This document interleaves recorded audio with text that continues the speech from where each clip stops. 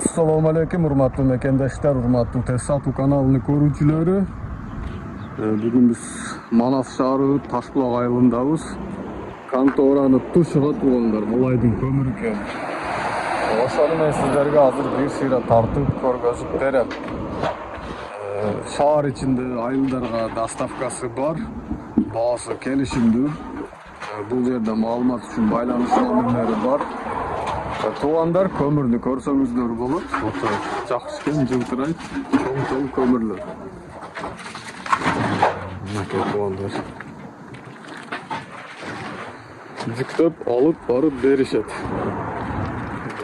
Anam ummi peçkalarga mınanday naydalari dele bar.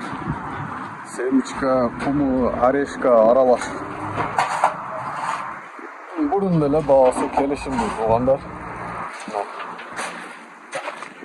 Standart ekrandagi nomerga çalıp baylanışıp malumatı alsanızlar bolat.